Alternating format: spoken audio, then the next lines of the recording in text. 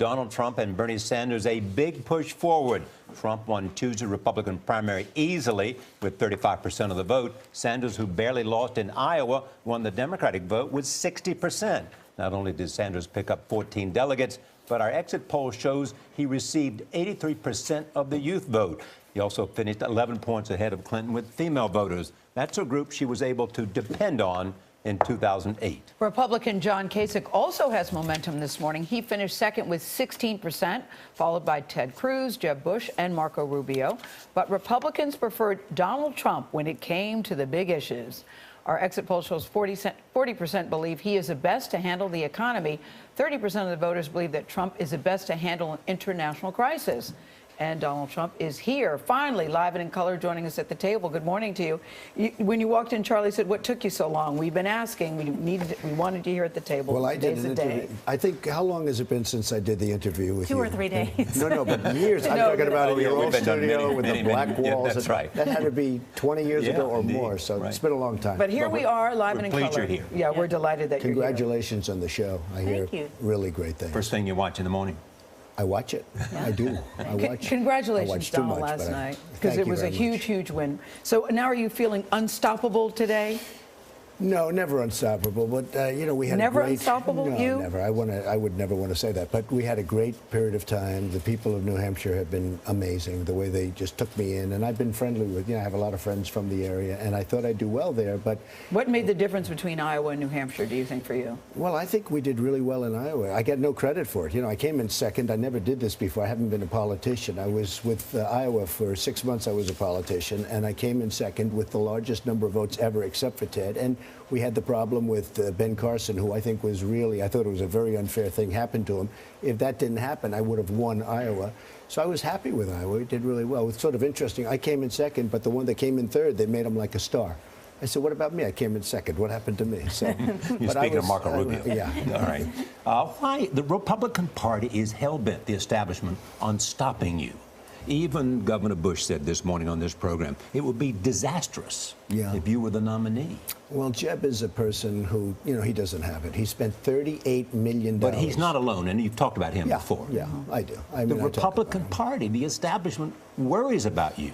Charlie, they I want can to tell stop you that I am getting so many calls from members of the establishment, people in the Republican Party that were totally against me, and they want to join the team right now. We're doing so well. And it includes Chris Christie. He called you? He didn't call to say he's going to No, but he called you. He did call me, yeah. And what did he say? He's a friend of mine. I mean, he's a friend of mine. He did a really good job in the debate, and he's a friend of mine. He just congratulated me. He said it was unbelievable what you've done. I mean, the numbers were fantastic. Is he going to drop out? Is it time for him to drop out? I don't know. I mean, I don't know. We talked about it a little bit. He's. But do you think it's time for him to drop out?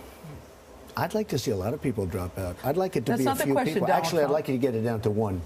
But that's not the question. Do you think Chris Christie should drop out? I don't know. I don't want to get into that, Gil. Right. I mean, you know, he really is. He's a friend of mine. He's been a friend of mine for a long time, and I thought he was very effective, and I was surprised he didn't do better, frankly.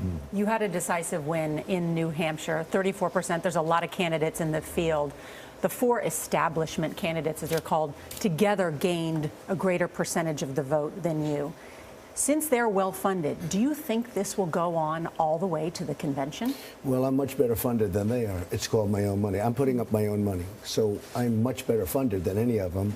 And when they put down Trump, they don't put down anything because I put up my own money. But by doing that, I'm not controlled by the special interest, the lobbyists, and all of these other people. And a lot of people say if they check, Charlie, they check, you know, the results, they say that was a big reason I did so well. People are tired of it because these politicians are controlled by the people that put up the money. Let me speak to that. People say you have changed American politics in the way that you're going about this. Have you? And what is the way that you're going about it that makes a difference? Charlie, I've heard it so many times, and I view it differently. Somebody called up a friend of yours, a very great reporter, and said, who I just keep quiet because I don't know I'm supposed to be saying this. He said, what are the initials? What does it feel like? What are the initials? Well, I'll tell you after the show. But said, what does it feel like? And I said, what does what feel like? You've changed American politics. It's amazing what you've done. I said, I haven't done anything unless I win. And I mean, not the nomination. I mean, win the whole thing. I haven't done anything because I can't do anything about it. You know, if you're a failed candidate, even if you go to the final step, you look at some of the people that ran for president, did a good job and failed. Now, in my case, it's different because nobody's ever won as an entrepreneur, you know, New Hampshire and done as well as we've done. But I think we have a lot of But additional have you victories. changed politics? Probably. I did New Hampshire much different. We'd have massive rallies. You know, we'd have these big rallies where everybody said you have But to John walk in and Kasich have had like 100 town hall meetings. Yeah. You'd fly in on your jet and do a big rally and fly back to New York. Well, I took the Verizon Center. We had 6,000 people, and other people were having 200 people. And it's don't worry about that water. It's a good one. But you know, I'm lucky in that we get very big crowds. Tonight, I'm going to South Carolina. We're going to have at least 10,000 people, and that was set up 3 days ago. So we get big crowds. But if where's they this got big coming crowds, from? they do it that way Donald too. Trump, where's this coming from? Because I hear two schools of thought. Either people are excited about your candidacy or they're mortified about your candidacy. I don't think mortified. I mean, I think No, people I've have heard respected people what I've done mortified. here. No, well, I think people, well, they may be, you know, not happy, but mortified's a different kind of a word. Yeah, but politicians are saying they're worried that they'll lose the Senate and they're worried that they'll lose the House if you were the head of the ticket. And yet polls are coming out, and polls are showing that I will beat Hillary Clinton easily, and that I think I don't know about the other one. I think the other one is going to be very easy to win. If Bernie ever gets it, I can't imagine that's possible. He's going to charge you 95% tax. But that I would beat Clinton. And, you know, I'll do something different than anybody else. I have a chance of winning New York, Charlie. You know, you look at these politicians, they always talk about the 6 states. You've got to win this one, that one. You have to win Ohio. You have to win Florida.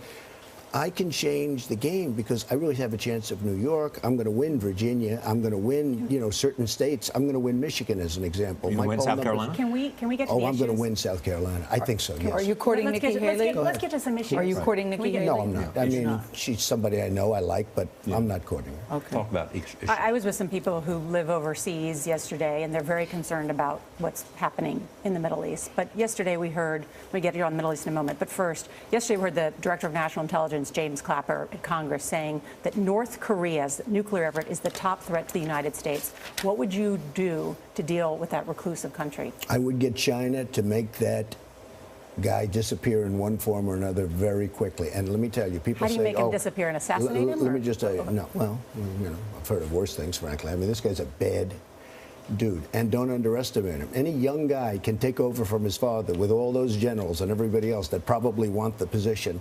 This is not somebody to be underestimated. But why do we China want has China to do it? control. Why don't I'll tell we you do why. it? Because China has control, absolute control of North Korea. They don't say it, but they do. And they should make that problem disappear. China is sucking us dry. They're taking our money. They're taking our jobs. They're doing so much. We have rebuilt China with what they've taken out. We have power over China.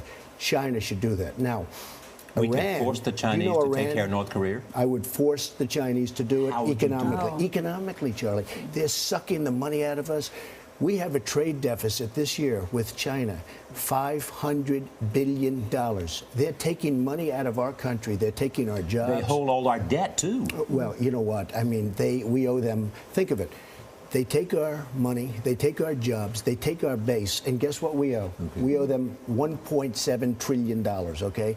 But we have a lot of power over China. Don't underestimate it. So you were saying to Nora's question, you would leave it up to the Chinese? No, I wouldn't leave it up to them. I'd say, you Force got to them. do it. You got to do it. And if they Or said it's no, gonna- you would I'd do be very what? tough with them If on they trade. said no, what would you do? I would very strongly stop them from ripping. I'm going to stop them anyway to a certain extent, but maybe I'd do it a little bit more forcefully. One other thing. We make that horrible deal with Iran. The closest partner of North Korea is Iran. Why didn't we put something in there when we're making a deal and when we're giving them $150 billion? Why didn't we do something with Iran where Iran gets in and we force Iran to get in and do something with North Korea? We don't do anything. We should have, when we made that deal is a horror show. It's one of the worst I've ever seen. When we made the deal with Iran, why didn't Kerry say, look, you got to help us out. We have a problem. North Korea, he's playing around with nukes. Because nukes, that's the whole game changer, Charlie. You know, if it weren't for that, we shouldn't even be in the Middle East. But we can't take a chance that somebody plays the nuclear game. So we should have done that also. Yeah. But China, in the meantime, has tremendous power over North Korea, and they take our money. So we have power over China. Ted Cruz. Syria may be off Syria may be off the front pages, but the situation there is terrible. It's still awful. dire, yeah. We have the Defense Secretary Ash Carter in Brussels convening leaders there tomorrow, including Arab states, asking them to do more. They say that we need more U.S. leadership, that we should commit U.S. ground troops. Should we commit U.S. ground troops? Well, you know, Syria is a whole different thing, and you look at what's happening. I view ISIS as very important. And I love the fact that Russia is hitting ISIS. And as far as I'm concerned, they've got to continue to hit ISIS. But you know what Russia is doing in Syria. Russia is hitting No, they're hitting the both. groups that we're backing. Sure. And why are we backing the group? We don't even know who those people are. I speak to generals. They're saying we're giving billions of dollars of equipment to people we have no. Here we go again. We're giving all of this money and all of this equipment to people we have no idea who they are. They're probably worse than Assad. I mean, Assad's no baby. He's not good. But who are the people that we're backing? Here we go again with that's, Libya. That's President Obama's argument. Yeah.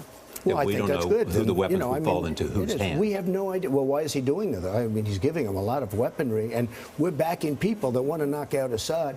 Russia and Iran, which is now a power, we've made them a power, they're backing Assad. We've got to get rid of ISIS. We've got to get rid of the people that are chopping off everybody's head. You say you have a good relationship with Putin, or would have a good I relationship think with I would have a very good relationship, but who knows? So I mean, could know. you convince Putin to get Assad to step aside? Well, they've been trying to do that. Could I? I don't think it's that important, to be honest with you. I think, frankly, let's say you get rid of Assad or you knock out that government. Who's going to take over? The people that we're backing, and then you're going to have, like Libya, right? You take Gaddafi. Oh, we have to get rid of Gaddafi. Look what happened after we got rid of Gaddafi. Look what happened after we Getting got rid of Gaddafi Saddam. was a mistake. It was just, yeah. To me, it was a total mistake. I mean, Benghazi was the least. Look at what's going on over there. It's a mess. Nobody knows anything about anything. You look at Saddam Hussein. We get rid of Saddam Hussein. The terrorists. It's the Harvard So of getting rid of terrorism. Gaddafi and getting rid of Saddam Hussein were both mistakes. Had we not done anything, had our politicians gone to the beach and enjoyed the sun, we would be in a lot better position than we are right now. Saddam Hussein, no good guy, but Saddam Hussein killed terrorists. Now Iraq is the Harvard of terror. You want to become a terrorist, go to Iraq. They'll teach you how, okay?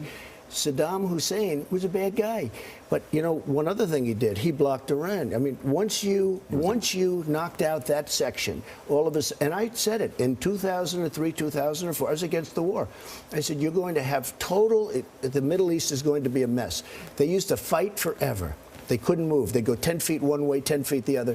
Now you have a total destabilization in the Middle East because we knocked out one of the blocks. What's the difference in your appeal and Bernard Sanders' appeal? Because they both are appealing to arguments. They seem to be receptive to arguments against the establishment.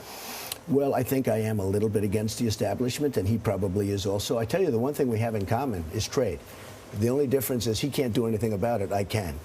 He knows that China's ripping us, and he admits it. And he knows Japan and Vietnam, that's the new one on the block, by the way. They're ripping us, big league in Mexico. And I do, too. The difference is I can do something about it. I will take those deals and make them great. It's great to deals. have you here. Yes, thank you, It's Donald nice to Trump. be with you, Yes. Charlie. We hope Nice that to you'll be with return. you. Yes, come I back, will. please. I will. And I'd we'll love to be- do it by phone. I mean, if you No, have any no, phoners. no. How about some phoners? Good to see you in Boom. person. We want Charlie, you to it's get great to hear dressed. you. We want you to get dressed No, and no, out I of your know. pajamas and come. I'll be back. And I'll be back. We'll see you at the debate on Saturday night Good. as well. I look forward to it.